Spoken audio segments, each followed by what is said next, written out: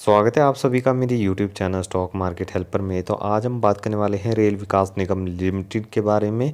तो आज का दिन आपको लगभग 5% के आसपास क्रैश देखने को मिला है, यानी गिरावट देखने को मिली है। तो आगे क्या करना चाहिए, शेयर में लॉन्ग टर्म में बने रहना चाहिए या फिर प्रॉफिट बुकिंग करना ठीक रहेगा, सारी चीज़ें एक एक करके बताऊंगा मैं आज का दिन। उससे पहले अगर आपने चैनल सब्सक्राइब नहीं किया है तो प्लीज़ चैनल को जरूर सब्सक्राइब कर लीजिए, क्योंकि मैं डेली स्टॉक मार्केट से रिलेटेड अपडेट्स इस चैनल पे डालता रहता हूँ।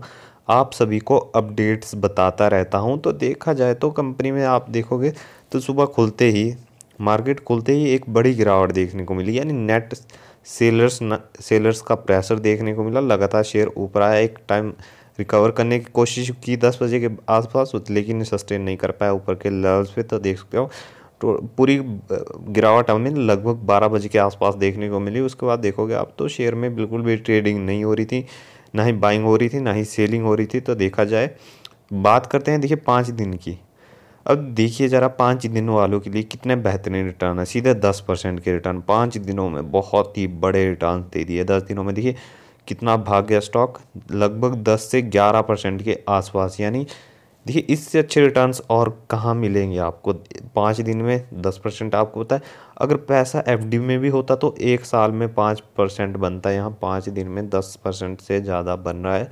तो देखा जाए तो कहीं ना कहीं स्टॉक मार्केट हमें फ़ायदा भी देता है, लेकिन इस तरह का देखिए आप एक एक दिन में देखोगे सीधा कितने 5% के आसपास क्रैश भी देखने को मिला। तो देखा जाए तो कहीं ना कहीं लगातार हमें अच्छा मुनाफा भी देखने को मिलता है, और कभी कभार हमें लगातार बड़े लॉसेस भी झेलने पड़ते हैं। देखिए सारी चीज़ें बताऊंगा मैं, शेयर में क्या करना चाहिए, होल्ड करके रखना चाहिए या फिर प्रॉफिट बुकिंग कर लेनी चाहिए, सारी चीज़ बात करेंगे। उससे पहले देख लेते हैं हम एक महीने का चार्ट पैटर्न। तो एक महीने में देखोगे आप तो 84%, बाप रे बाप कितने बड़े रिटर्न्स आपको देखने को मिले हैं। एक मंथ में लगभग मान के चलिए पैसे को 2 गुना करके रखा है, यानी जिन्होंने 1 लाख लगाया था उनके 1,84,000 रुपये बन गए हैं। यानी बहुत ही बेहतरीन रिटर्न दिए है कंपनी ने एक मंथ में। और देखा जाए तो 6 मंथ वालों की बात करेंगे तो उन्हें 121% के शानदार रिटर्न है, और प्लस 1 से 2 बारी का डिविडेंड भी कंपनी ने दिया है। ठीक है, अब मैं बात करूंगा क्या लॉन्ग टर्म में बने रहना चाहिए। ठीक है, लॉन्ग टर्म वालों के लिए पहले बात होगी।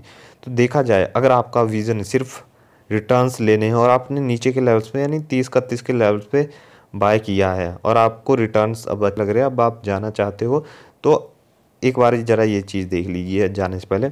तो देखा जाए तो कितने आप देखोगे 5 सालों के रिटर्न्स कितने हैं, 275%। देखिए कंपनी इस तरह की है, लगातार रिटर्न्स देते जा रही है। अगेन कहना चाहूँगा स्मॉल कैप की कंपनी है, अभी बहुत ही ज़्यादा ग्रोथ पोटेंशियल बाकी है, यानी बहुत ही कंपनी आगे तक जा सकती है। देखिए काम क्या कर रही है कंपनी, काम अगेन कहना चाहूँगा जैसा काम IRFC का भी सेम सेम वैसा ही काम RVNL का भी है। यानी ये भी फाइनेंस दिला रही है किसे, इंडियन रेलवे को, जिससे देखिए आने वाले टाइम में बहुत एक्सपेंड करने वाला है इंडियन रेलवे। तो डायरेक्ट फ़ायदा होगा इस स्टॉक को। डायरेक्ट फ़ायदा किस तरह होगा, एक तो रेवेन्यूज़ बूस्ट होने वाले, दूसरे नेट प्रॉफिट बूस्ट होने वाले, साथ में देखिए रिजर्व्स बढ़ेंगी कंपनी की। तो अगेन कहना चाहूँगा डिविडेंड भी बढ़ेगा कंपनी का, डिविडेंड यील्ड बढ़ेगा, परसेंटेज बढ़ने वाली है डिविडेंड की। तो जिनके पास शेयर होंगे वो तो ठीक है, रिटर्न्स तो उनके बने ही रहेंगे, साथ में उन्हें देखोगे आप तो कंपनी डिविडेंड भी देगी। ठीक है, 2022 में 2 बार डिविडेंड दिया है, सेम सिनेरियो 21 में भी 2 बार डिविडेंड दिया है। देखिए जिन्होंने लॉन्ग टर्म में होल्ड कर रखा था उनके लिए डिविडेंड तो उनके बैंक अकाउंट में आ ही रहा है। ठीक है, उनके लिए वो पॉजिटिव पॉइंट है। ठीक है, अब देखिए लॉन्ग टर्म में होल्ड करने का फ़ायदा तो मैं आपको बता रहा हूँ। देखिए कितने फ़ायदे हैं, पहला तो मैंने आपको बताया डिविडेंड। ठीक है, डिविडेंड हो गया, प्लस हो गए रिटर्न्स। ठीक है, रिटर्न्स लगातार बढ़ रहे हैं, 5 साल से रिटर्न बन रहे हैं, जब से कंपनी लिस्ट हुई तब से रिटर्न्स बन रहे हैं, यानी अच्छी परफॉर्मेंस दिखाती जा रही है। क्यों दिखाती जा रही है, मैंने बताया आपको कि रेलवे लगातार एक्सपेंड कर रहा है और उन्हें फाइनेंस की ज़रूरत है। तो कंपनी फाइनेंस लगातार रेलवे को दिला रही है और पैसा कंपनी का बढ़ता जा रहा है, बूस्ट होता जा रहा है। ठीक है, अब बता रहा हूँ मैं, देखिए एक तो डिविडेंड आपको लगातार मिलता जा रहा है, प्लस आपके रिटर्न्स बन रहे, पर उन रिटर्न्स के ऊपर आपको CAGR यानी देखोगे आप तो कंपाउंडिंग भी लग रही है।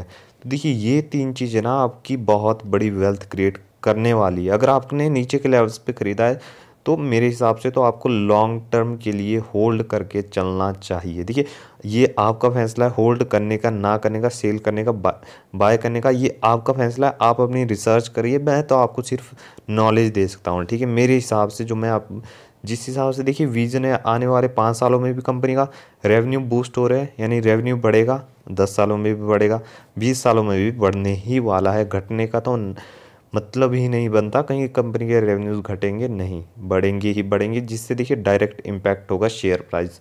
देखिए रिफ्लेक्शन देखने को मिलता है जिस हिसाब से कंपनी के नंबर्स होते हैं, नंबर्स यानी financial results quarter on quarter basis पे जिस तरह नंबर होते हैं, ईयर ऑन ईयर बेसिस पे जिस तरह के नंबर होते हैं, वही चीज़ें सेम आपको कहाँ रिफ्लेक्शन देखने को मिलता है, यहाँ पर शेयर प्राइस में। देखिए नंबर्स अच्छे आए तो शेयर थोड़ा भागेगा ही भागेगा, अगर नंबर्स खराब आते तो आपको शेयर गिरता ही नज़र आएगा। लेकिन जितना अभी तक से रेल विकास निगम में हमने देखा है तो लगातार अच्छे नंबर्स दिखाती जा रही है, और अपने शेयर होल्डर्स को देखा जाए तो अच्छी खासी देखिए वेल्थ भी बनाती जा रही है। अब देखिए थोड़ा सा मैं आपको और चीज़ों को क्लियर करने वाला हूँ। तो शेयर होल्डिंग पैटर्न देखोगे आप तो 78% की होल्डिंग्स है। देखिए आने वाले टाइम में आपको 75 आती हुई भी नज़र आ सकती है, क्योंकि देखिए सेम अगेन कहना चाहूँगा सेबी का रूल, लेकिन अब कुछ कहेंगे कि ये रूल अप्लाई नहीं होता पीएसयू कंपनी पर, लेकिन सारा जितनी भी कंपनियाँ होती है पीएसयू कंपनी वो लगभग 75 तक आ ही जाती हैं, यानी प्रमोटर होल्डिंग आपको 75 तक देखने को मिल सकती है।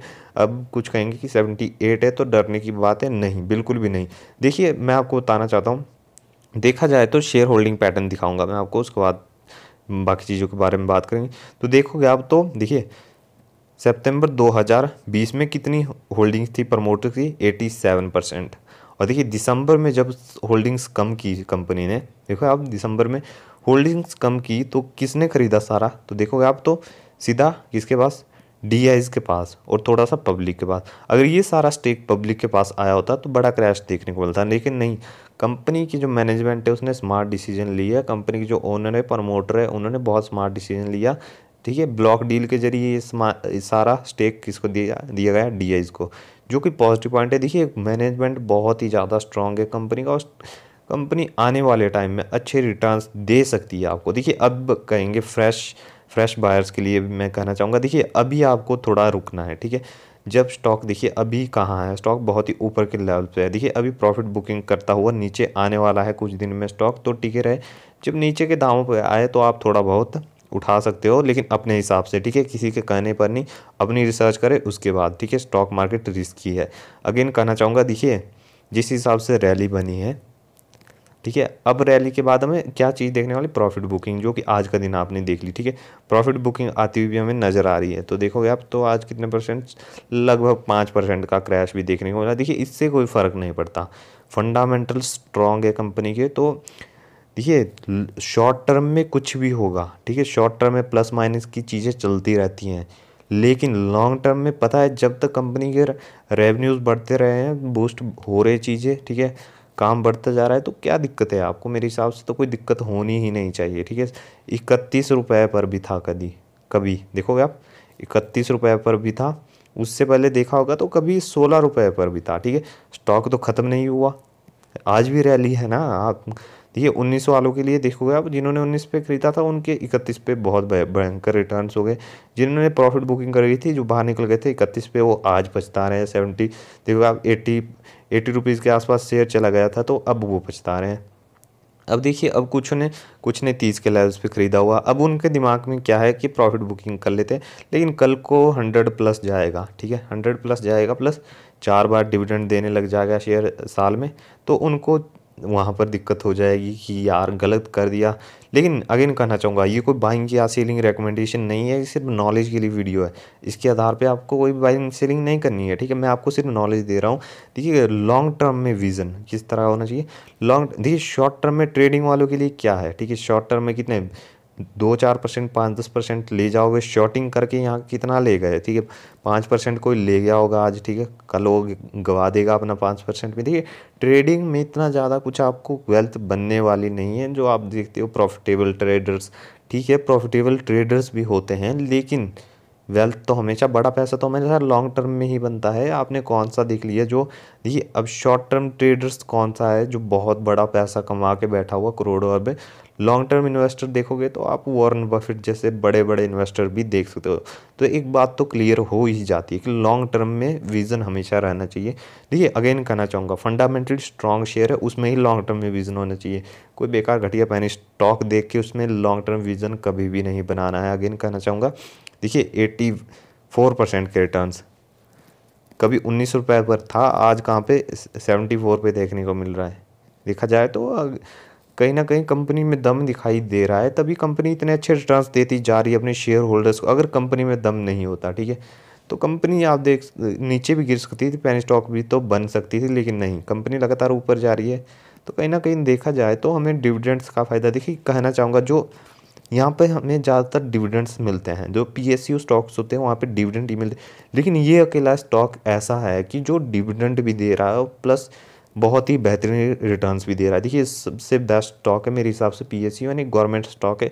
गवर्नमेंट की होल्डिंग ज़्यादातर रहती है, गवर्नमेंट का कंट्रोल इन स्टॉक्स पे रहता है, तभी इनको पीएसयू कहते हैं। लेकिन देखा जाए तो सीएजीआर भी बन रहे हैं, प्लस डिविडेंड भी आ रहा है और प्लस रिटर्न्स भी बन रहे हैं। तो मेरे हिसाब से लॉन्ग टर्म के लिए अच्छा स्टॉक है। और देखिए अब बात करते हैं शॉर्ट टर्म के लिए, जिनको अब प्रॉफिट बुकिंग करने की है। तो देखिए मैं अभी कहना चाहूँगा कि शॉर्ट टर्म वालों के लिए मेरी तरफ से कोई राय नहीं है अभी, लेकिन न्यू बायर्स के लिए अभी थोड़ा रुकने का टाइम है, अभी थोड़ा रुक जाए क्योंकि प्रॉफिट बुकिंग और होने वाली है शेयर में, तो आपको और सस्ते दाम पर देखने को मिल सकता है। तो कुछ दिन इंतज़ार करें और अपनी रिसर्च करने के बाद ही बाइंग या सेलिंग करें, किसी के कहने पर बाइंग या सेलिंग ना करें। तो ये थी हमारी आज की वीडियो अच्छी लगी हो तो लाइक करने के बाद चैनल को ज़रूर सब्सक्राइब करें। मिलते हैं अगली वीडियो में।